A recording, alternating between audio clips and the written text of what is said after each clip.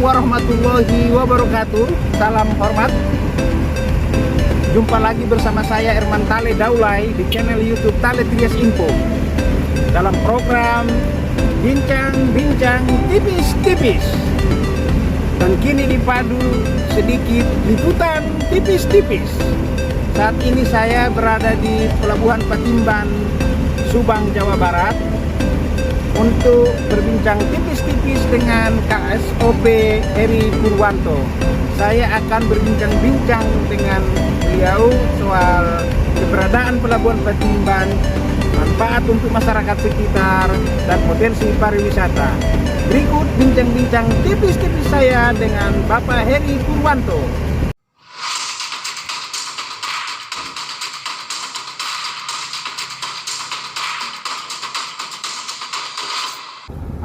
Bisa dijelaskan Pak, kapan mulainya beroperasi secara bertahap Pelabuhan Patimban ini? Pelabuhan Patimban ini beroperasi diresmikan oleh Pak Presiden di tanggal 20 Desember 2020. Jadi mulai tanggal 1 Januari 2021 secara bertahap Pelabuhan Patimban ini sudah beroperasi. Perdana itu pelayaran yang secara rutin dilakukan oleh kegiatan ASDP, angkutan sungai, danau, dan penyeberangan oleh kapal Perindo 5. Tujuannya Patimban Panjang pulang pergi dan Patimban Pontianak pulang pergi sejak awal Januari. Tapi dimulai di bulan Oktober 2021 mulai dilakukan pelayaran perdana untuk kapal swasta mengangkut kendaraan, itu tujuan Belawan dan Batam secara rutin dengan 5 kapal dengan 4 perusahaan pelayaran swasta nasional untuk angkut kendaraan. Biar pemirsa Tale Trias Info dapat memahami, Pelabuhan Patimban ini gambaran profil perusahaannya ataupun gambaran pelabuhan ini seperti apa sih Pak? Ya, Pelabuhan Patimban ini berstandar internasional. Ya. Jadi tersedia fasilitas dermaga untuk kontainer panjang 420 meter, untuk dermaga kendaraan panjang 300 meter. Ini berstandar internasional untuk kegiatan pengangkutan kendaraan baik dalam negeri dan ekspor bisa dilayani di Pelabuhan Patimban. Begitupun dengan kontainer. Ya. Jadi memang kami ini nantinya akan menjadi pelabuhan yang setara dengan Tanjung Priok. Oh, luar biasa. Ya, itu. Nah, bagaimana menjaga keaslian kenyamanan pelabuhan itu agar, kan terus terang aja Pak, masyarakat, sebahagian masyarakat kalau dengar kata pelabuhan itu tanda kutip agak-agak angker gitu ya, crime gitu ya. Karena gimana menjaga dari awal supaya tidak tercipta di Patimban ini? Ya, bahwa dari sisi ketertiban, keamanan, kami sudah merekrut security dari depan sampai ke dalam. Artinya yang masuk ke pelabuhan ini hanya memang orang-orang yang punya kepentingan dalam pelabuhan. Tidak semua orang bisa masuk ke dalam pelabuhan, yang pertama. Nanti kegiatan operasionalnya juga di pelabuhan kita bikin sistem digitalisasi. Ya. Jadi semua melalui digital. Jadi pihak pengguna jasa, para stakeholder yang akan berurusan di pelabuhan tidak harus tatap muka, mereka bisa melalui digitalisasi yang kami siapkan nanti perangkatnya.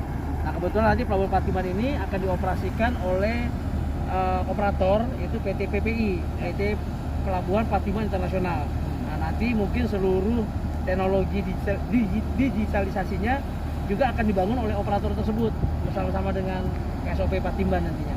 Tenaga kerja yang direkrut di pelabuhan ini, bagaimana peluang masyarakat sekitar, masyarakat Subang, Jawa Barat untuk mendapatkan peluang kerja di pelabuhan ini? Ya, jadi selama ini kita untuk tenaga security, tenaga keamanan yang ada di sini, baik itu dari mulai akses pintu masuk sampai yang ada di dalam kantor, sampai tenaga kerja kebersihan, kita merekrut dari masyarakat tempat, masyarakat di sekitar Patimban sini.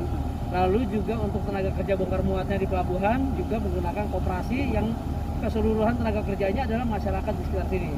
Jadi untuk sebagian besar pekerja-pekerja yang terutama yang non skill itu sebagian besar kita merekrut dari masyarakat sekitar Patimban untuk bekerja di dalam pelabuhan. Dan peluang ekonomi di sekitar pelabuhan bagaimana Pak? Mungkin ada potensi wisata seperti daerah-daerah lain gitu ya Pak ya? Bisa kan nanti ada lahan darat yang mungkin disediakan oleh pengelola untuk hotel, mall. Peluang di Patimban Subang ini gimana Pak? Ya, kebetulan di Patiman ini kami sudah menyiapkan lahan di backup area itu 350 hektar. Ya. Saat ini luas. sudah kita bebaskan. Hmm. Nanti tahap kedua kalau jadi kita akan memperluas area backup areanya, menambahkan 500 hektar lagi. Jadi kita nanti punya total backup area 850 hektar. Nah, saat ini 350 hektar lahan yang sudah kami siapkan di backup area sana, kami akan tawarkan kepada para investor, kepada ya para stakeholder yang lainnya yang ingin berminat berbisnis di area backup area yang kita siapkan. Nanti di sana ada peluang mereka bisa bikin restoran, bikin hotel, ya jadi sebagai penunjang pelabuhan. Bisa juga mungkin kalau ada investor yang mau bikin seperti kayak Ancol, kayak Dufan, bisa juga mereka bikin di sini. Wah. Waterboom, silakan. Artinya selama dari sisi unsur bisnisnya dia menunjang dan itu merupakan bagian daripada kegiatan pelabuhan, saya rasa bagus sekali. Jadi menggambarkan pelabuhan tidak hanya melulu yang serem, angker, apa yang kegiatan hanya kegiatan ya bongkar muat, tapi ada kegiatan wisatanya, ada kegiatan ya apa kemasyarakatan, ada kegiatan-kegiatan yang memang menunjukkan bahwa pelabuhan ini juga ada kegiatan-kegiatan wisata dan pariwisatanya gitu. Oh, luar biasa. Apalagi infrastruktur tol tangkainya ke sini udah nyambung ya, Pak ya? Ya, nanti juga di tahun ini kita sudah mulai DED untuk pembangunan jalan tol. Diharapkan DED-nya ini selesai di tahun 2022 akhir ini, sehingga di awal 2023 sudah dibangun jalan tolnya. Ini kerjasama antara PUPR dengan pengelola jalan tol. Diharapkan di awal di tahun 2024 nanti akses jalan tol dari Cipali menuju ke Pelabuhan Patiman sudah terhubung nantinya. Nanti kita punya akses jalan tol langsung tembus di jalur Cipali nantinya. Ini kan tahap pembangunannya berproses ya, Pak. Tahap 1, paket 2, 1, 3, 4, 8 gitu ya kan. Ya. Agar pembangunannya tepat waktu, tepat mutu, tepat anggaran, tepat sasaran. Mungkin menggandeng institusi lain untuk agar pembangunannya lancar dan bagus gitu, Pak. Ya, kalau pembangunan kan seperti biasa ya, standar penunjukan pelaksana kegiatan pembangunan kita proses lelang. Jadi proses lelang kita kebetulan ini karena anggaran ini dibangun melalui dana pinjaman dari Jepang, sehingga ya prosesnya lelangnya lelang internasional. Jadi kami yang melelang secara internasional, siapa yang mempunyai kualifikasi sesuai dengan standar-standar yang kami perlukan untuk pembangunan pelabuhan ini, ya silakan mereka gitu. Jadi artinya standar-standar penunjukan pemenang pelaksanaan kegiatan ini sesuai dengan kaidah aturan-aturan yang sudah berlaku.